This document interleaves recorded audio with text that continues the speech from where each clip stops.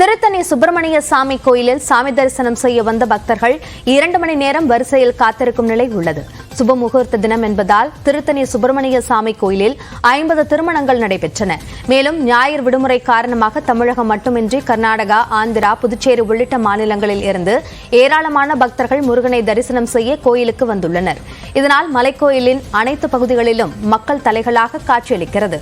இதனால் பொது தரிசனம் மற்றும் 100 ரூபாய் கட்டண தரிசனத்திற்கு பக்தர்கள் 2 மணி நேரத்திற்கும் மேலாக வரிசையில் காத்திருக்கும் நிலை உள்ளது.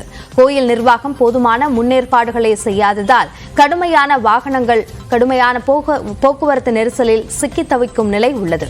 மேலும் குடிநீர் உள்ளிட்ட அடிப்படை வசதிகளையும் பாதுகாப்பு ஏற்பாடுகளையும் ஏற்படுத்தவில்லை என்று மக்கள் குற்றம் சாட்டுகின்றனர்.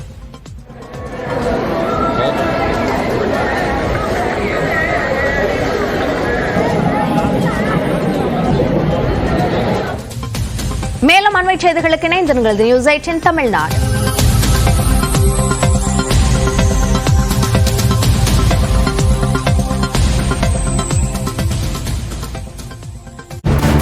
பாக்கம் கிராமத்தில் உள்ள 148 ஏக்கர் நிலத்தை கையகப்படுத்தப்பட உள்ளதாக தெரிவிக்கப்பட்டுள்ளது. இது போராட்டம் நடத்தி வரும் ஏகனாபுரம் கிராம மக்களை அதிர்ச்சியடைய செய்துள்ளது. வரும் 24ஆம் தேதியுடன் ஏகனாபுரம் கிராம மக்களின் போராட்டம் 700வது நாளை எட்டவுள்ள நிலையில் ஆந்திராவில் தஞ்சமடைய சித்தூர் மாவட்ட ஆட்சியரை சந்தித்து மனு அளிக்க உள்ளதாக போராட்ட குழுவினர் தெரிவித்துள்ளனர். கிராம மக்களின் இந்த முடிவு பெரும் பரபரப்பை ஏற்படுத்தியுள்ளது.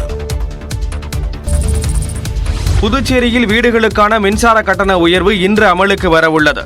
புதுச்சேரியில் வழக்கமாக ஆண்டுதோறும் ஏப்ரல் 1ஆம் தேதி மின்சார கட்டணம் மாற்றியமைக்கப்படும்.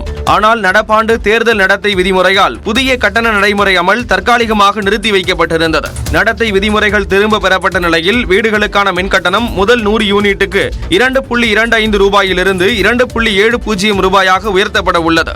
101 முதல் 200 யூனிட்டுக்கு மின் கட்டணம் 3.25லிருந்து 4 ரூபாயாகவும், 201 முதல் 300 யூனிட் வரை யூனிட்டுக்கு 5.40லிருந்து 6 ரூபாயாகவும், 301 யூனிட்டுகளுக்கு மேல் பயன்படுத்தும் வீடுகளுக்கான கட்டணம் 6.80 இருந்து 7.50 ரூபாயாகவும் உயர்த்தப்பட உள்ளது. வர்த்தக நிறுவனங்கள் மற்றும் குடிசை தொழில்களுக்கான கட்டணத்தை உயர்த்துவதற்கான புதுச்சேரி அரசின் கோரிக்கையை இணை ஒழுங்குமுறை ஆணையம் நிராகரித்துள்ளது.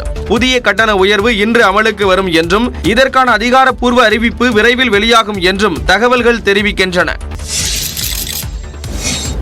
சமூக சேவை செய்து வரும் சின்னத்திரை பிரபலம் KPY பாலா தமிழக வெற்றி கழக தலைவர் விஜய் அழைத்தாலும் அரசியலுக்கு செல்ல மாட்டேன் என தெரிவித்துள்ளார். KPY பாலா மற்றும் ராகவா லாரன்ஸ் மாற்றம் என்ற சேவை அறக்கட்டளையை தொடங்கி பலருக்கு உதவிகளை செய்து வருகிறார்கள். இவர்களது உதவிக்கு ஒரு பக்கம் வரவேற்பு இருந்தாலும் மறுபக்கம் இவர்கள் இருவரும் விஜயின் தமிழக வெற்றி கழகத்தில் இணைவதற்காகத்தான் இப்படி உதவி செய்து வருவதாக விமர்சனம் எழுந்தது. இந்நிலையில் சென்னையை அடுத்த பல்லாவரத்தில் உள்ள தனியார் கல்லூரியில் அடுக்குமாடி நிறுவனங்களின் கண்காட்சியை திறந்து வைத்த KPY பாலா அங்கு ஒரு பெண்ணின் கோரிக்கைக்கு தன்னால் முடிந்த உதவியை செய்து கொடுத்தார். தொடர்ந்து செய்தியாளர்களிடம் பேசிய பாலா, உதவி செய்வதில் இருக்கும் விருப்பம் பதவிக்கு வருவதில் இல்லை என்று அரசியல் பேச்சுக்கு மறுப்பு தெரிவித்தார். அரசியல் தெரியாது சார். அரசியல் போறதுக்கும் தகுதி இல்ல, அறிவு இல்லை சார். ஏன்னா நல்லா இருக்கிறாங்க. அறிவு கிடையாது சொல்றேன் சார். அன்னைக்கு தகுதி இல்லை சார். நான் ஒரு சாதாரண ஆள் சார், சாதாரண சேவகன் சார். எனக்கு பதவி அதெல்லாம் தெரியாது சார். உதவி மட்டும் தான் சார். தனது உழைப்பின் மூலம் கிடைக்கும் வருமானத்தில் மட்டுமே தான் உதவி செய்வதாகவும் தனது திருமணத்திற்கு பிறகும் இது தொடரும் என்றும் கூறினார். மறைந்த முதலமைச்சர் ஜெயலலிதா இருந்தபோது